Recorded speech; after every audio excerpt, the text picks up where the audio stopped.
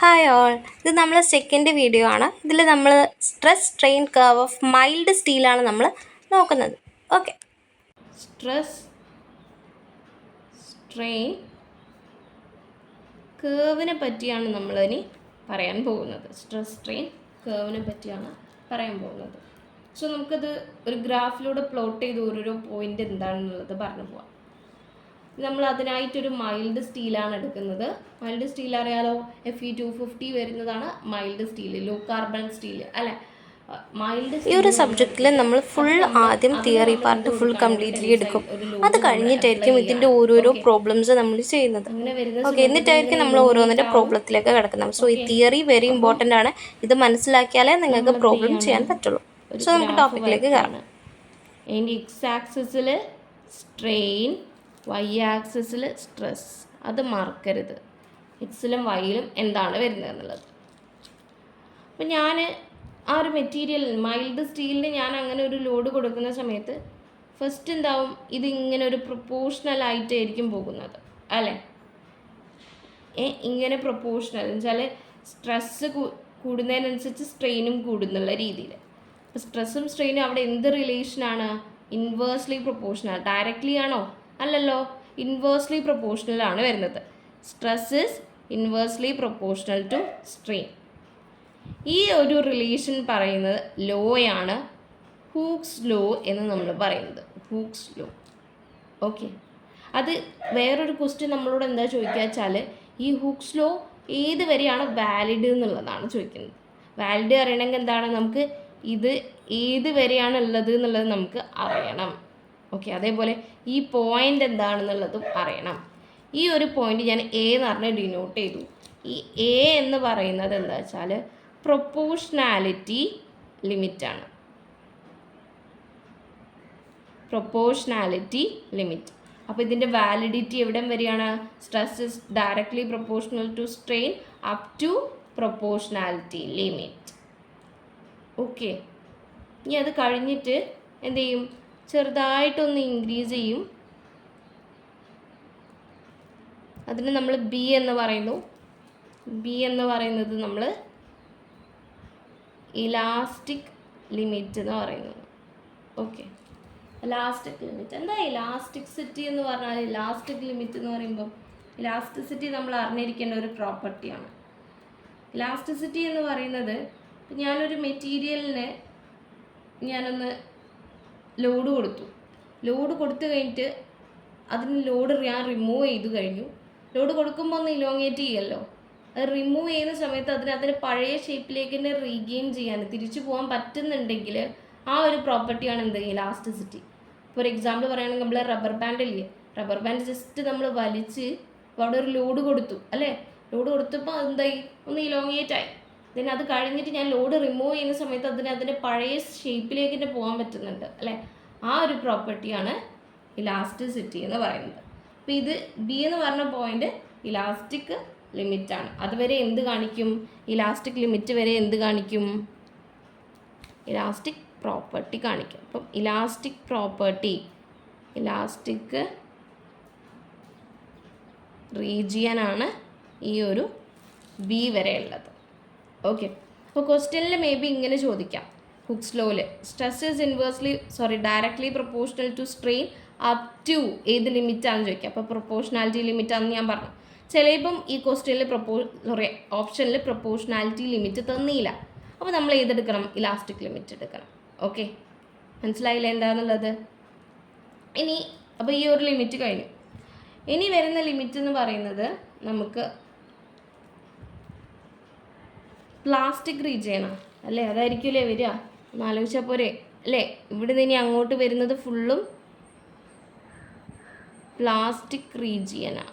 എന്ന് വെച്ച് കഴിഞ്ഞാൽ ഇനി ഞാൻ ലോഡ് കൊടുത്തു കഴിഞ്ഞാൽ, ഇനി ആ സ്റ്റീലിലേക്ക് ലോഡ് കൊടുത്തു കഴിഞ്ഞാൽ അതിൻ്റെ പഴയ ഷേപ്പിലേക്ക് പോകാൻ പറ്റില്ല. ഓക്കെ, അതാണ് പ്ലാസ്റ്റിക് റീജിയൻ എന്ന് പറയുന്നത്. അപ്പം നെക്സ്റ്റ് പോയിന്റ് എന്ന് പറയുന്നത്, ഞാൻ ചെറിയൊരു ലോഡ് കൊടുത്ത സമയത്ത് ഇതെന്തായി? കുറച്ച് താന്നു. ആ ഒരു പോയിൻ്റാണ് സി. സി എന്ന് പറയുന്നത് ഈൽഡ് പോയിൻ്റാണ്.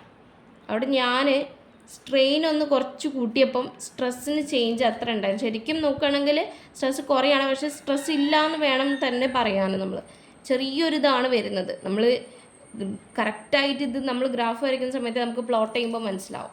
ഓക്കെ, അപ്പോൾ അവിടെ ഇൻക്രീസ്, ഞാൻ സ്ട്രെയിൻ അവിടെ കൂട്ടുന്ന സമയത്ത് അവിടെ സ്ട്രെസ് എന്ത് ചെയ്യുകയാണ് ചെയ്യുന്നത്, കുറയാണ് ചെയ്യുന്നത്. അങ്ങനെ ഞങ്ങൾക്കൊരു രീതി പറയാം.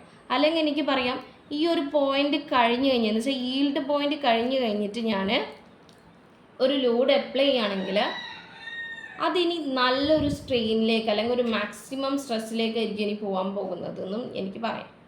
ഓക്കെ, ഇതുവരെ ആ ഒരു മാക്സിമം സ്ട്രെസ് എന്ന് പറയുന്നത് ആ ഒരു മെറ്റീരിയലിന് താങ്ങാൻ പറ്റുന്ന സ്ട്രെസ് ഉണ്ടാവല്ലോ, അതാണ് ഞാൻ ഉദ്ദേശിച്ചിരിക്കുന്നത്. ആ ഒരു പോയിന്റിലേക്ക് പോകാൻ നമുക്ക് എന്ന് വെച്ച് കഴിഞ്ഞാൽ ഇനിയിപ്പം ഞാനൊരു ലോഡ് കൊടുത്തു കഴിഞ്ഞാൽ ജസ്റ്റ് ഇതായി ഇങ്ങനെ പോകും. ഫുൾ വരയ്ക്കുന്നുണ്ടേ. ഈ ഒരു അൾട്ടിമേറ്റ് പോയിന്റിന് ഡി എന്നും ഈ ഒരു ലാസ്റ്റ് പോയിന്റിന് എഫ് എന്ന് പറഞ്ഞിട്ട് കൊടുത്തു.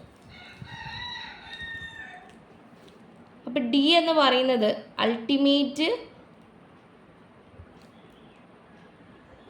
സ്ട്രെസ്സാണ് പറയുന്നത്. ഫൈനലി എഫ് എന്ന് പറയുന്നത്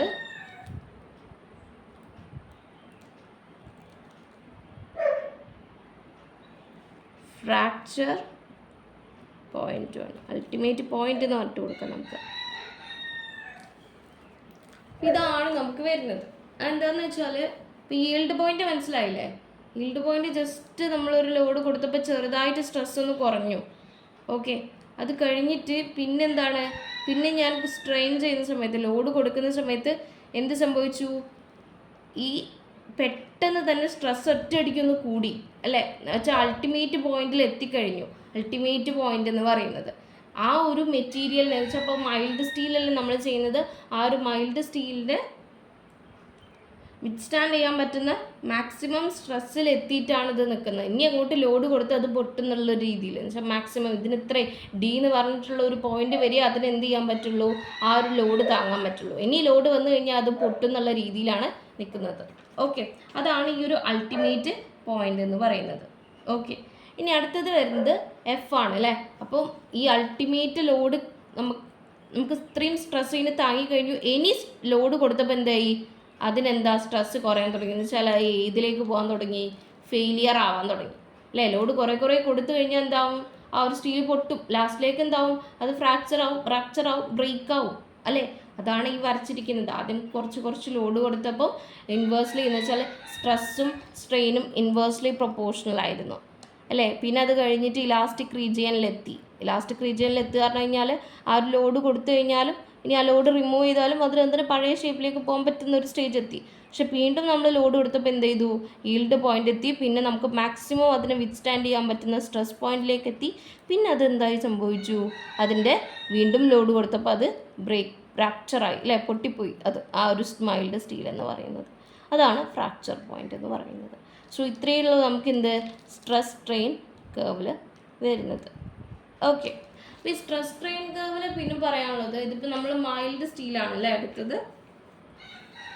മൈൽഡ് സ്റ്റീൽ ഒരു ടെക്റ്റൈൽ മെറ്റീരിയലാണ്. അതേപോലെ ഇതിപ്പോൾ ടെക്റ്റൈൽ മെറ്റീരിയലിൻ്റെ ഗ്രാഫാണ് ഞാൻ വരച്ചിരിക്കുന്നത്. ഈ ഒരു ബ്രിറ്റിൽ മെറ്റീരിയലിൻ്റെ ഗ്രാഫ് വരയ്ക്കുകയാണെങ്കിൽ, ബ്രിറ്റിൽ അല്ലേ, പെട്ടെന്ന് പൊട്ടിപ്പോകുന്നത് ബ്രിറ്റിൽ എന്ന് പറഞ്ഞു കഴിഞ്ഞാൽ.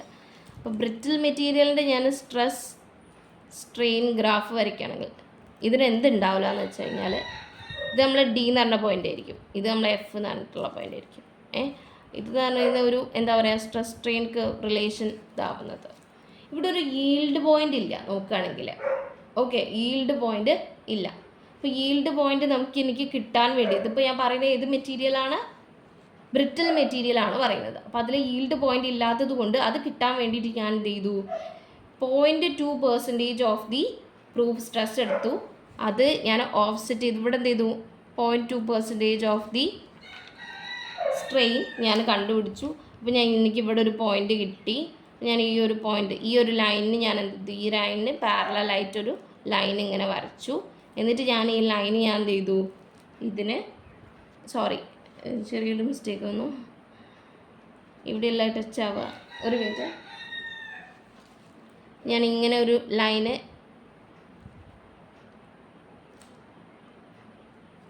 ജസ്റ്റ് ഇവിടെയാണെന്ന് വിചാരിച്ചോളൂ. ഈ ഒരു ലൈന് ഇങ്ങനെ ഇവിടെ ടച്ച് ചെയ്തു, ഇവിടെ ഈ ഒരു പോയിന്റ് ആയിരിക്കും അതിന് എന്ത് ഈൽഡ് പോയിന്റ് എന്ന് പറയുന്നത്. ഈ ലൈന് നോക്കരുതേ.